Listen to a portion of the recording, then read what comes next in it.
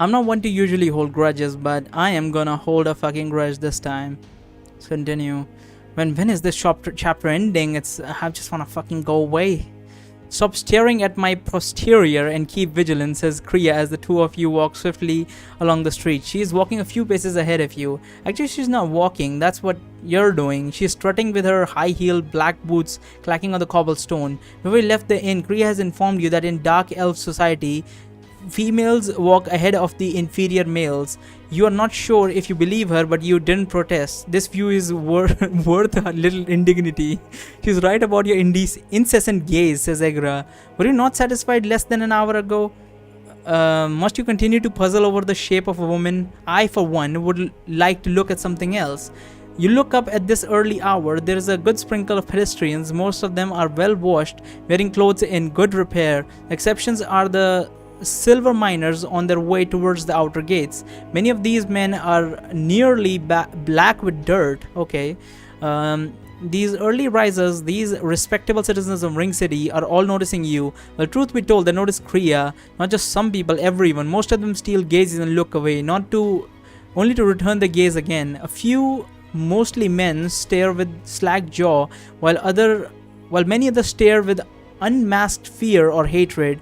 One toddler points at Kriya. Nunnies. What the hell does that mean? The little boy's mother pulls him away by arms, shrugging him. What the fuck is a nunny? I was a fool to indulge in Kriya's fantasy. You think this is the worst disguise ever? Certainly we shall die. Kriya turns her head back to you and hold your head high. Walk like a man. You're a proud race. You stiffen your back and tilt your chin up. You shield your eyes with one hand. The sun is barely up, yet is so bright, you say. Do not be weak, Kriya says. Our race is not weak. What is wrong with her? Worst disguise, you think again. Not only are we making a spectacle of ourselves, the blessed sun itself is an adversary. You're considering what you might do if the city dwellers decide to attack.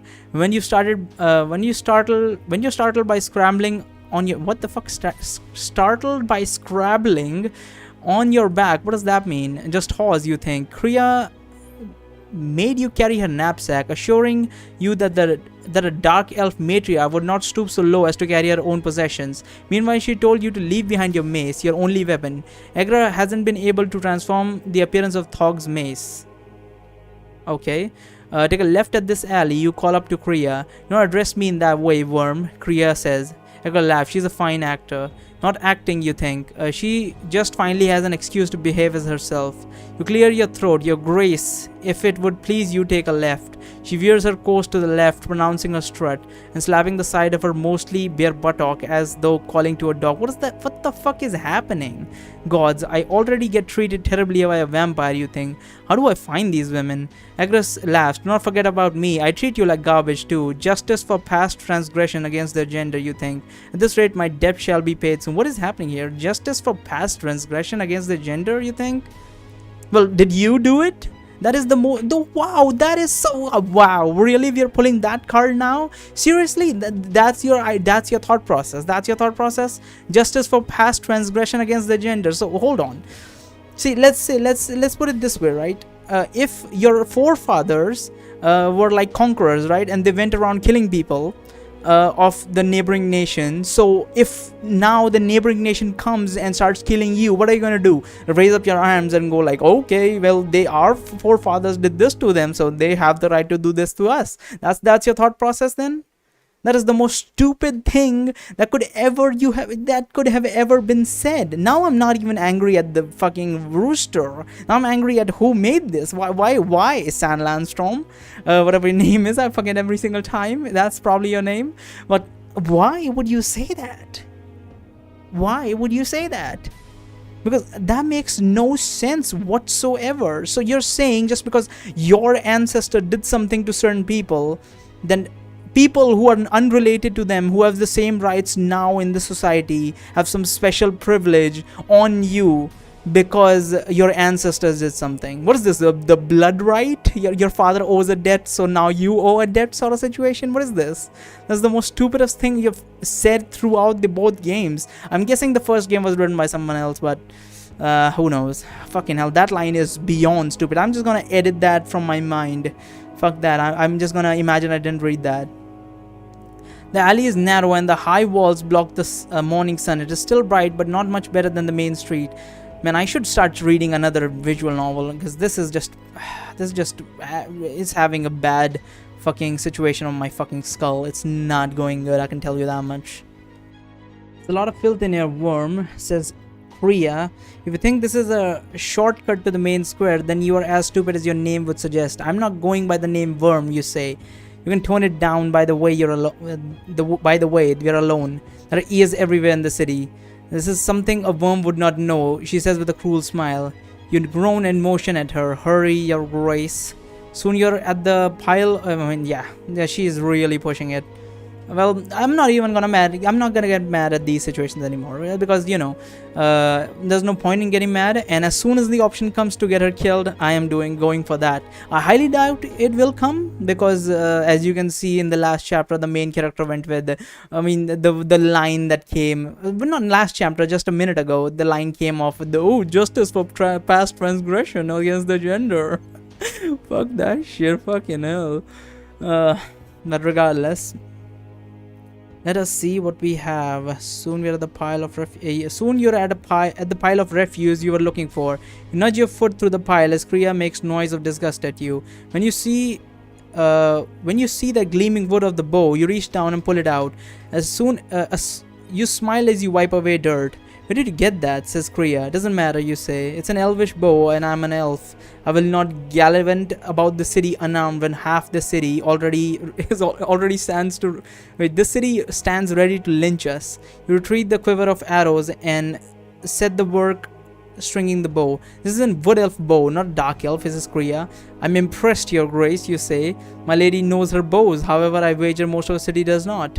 It only takes one, she says. And I will tell that one that I took this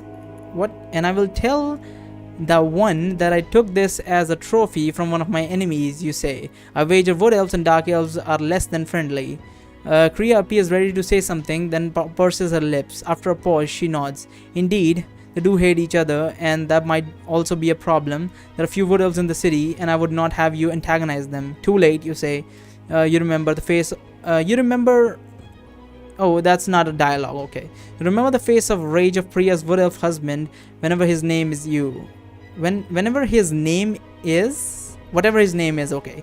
Why am I failing to read shit? Kriya raises an eyebrow at you. I remember you asking about wood elves when you were down in the sewer. Do you have a tale to tell? Probably better I keep that one to myself, you say, waving your hand dismissively. By the time you arrive at the city square of the outer ring, dark clouds have rolled in. Despite this blessing, you and Kriya shield your eyes with one hand as you scan the ceremony from the opening of an alley. So far, the procession has gathered around 200 people. From where you are, the crowd is like a field of wildflowers. There are many colored hats and uniforms, all representing the various guilds. There are also entertainers. One is juggling what appears to be live chipmunks. Another is dressed as a bear, lumbering around with his paws. Lively music comes from a band of minstrels. The soldiers are obvious. There are at least 24, and they're mostly on the outer edge of the flock, like a loose wall. Most of the soldiers from the edge are armed with spears and shield, with swords sheathed at their waist. Their armor is a dull silver under the dark clouds above. So much time and expense, says Kriya, scowling. One would think that we are anticipating the first birth in history. Envy does not become of you, your envy does not become you. Envy does not become you, your grace. Okay, become you. Okay, I get it. You say with a touch of sarcasm. You nod towards the crowd in the distance. I have yet to spot the mother-to-be. That is because she is not among the procession yet. She is in the middle ring, of course, says Kriya. Of course, you say, because that is where the nobles live. Far be it that she humbles herself by being seen out here, hisses Kriya, clenching her jaw. The path of blood is always the same. The procession builds as it slowly travels one ring at a time, letting all the commoners know that some high-born brat is about to draw his or her first entitled breath. What is wrong with her ass? Well, we are not here for the noble woman anyway. It is the doppelganger we want, you say. Kriya spots Bonebrow first. If he were not such a massive man, he might he might have been impossible to spot since he's near the center of the throng. Throng? The whole procession is called throng, I'm guessing. We have found the imposter, you say. We can kill her, her body will revert back to its true form. Not before we are slain as assassins, says Kriya. What do you say? Not if I strike from a distance. We had best observe him for a while. Then let us stop skulking about and join the party. Yeah, let's get in. Then let's stop skulking about and join the party, you say. Agra cheers in your mind. Well said, says Kriya. If we wish to not die as assassin, then we best not behave as them. Despite her stated reasoning, you're certain that Kriya just wishes to go act as a dark elf. Her fantasy continues. What is wrong with her? What is with dark elves and her? What is this? Your suspicion is confirmed by the excited smile you see bloom over Kriya's cruel face.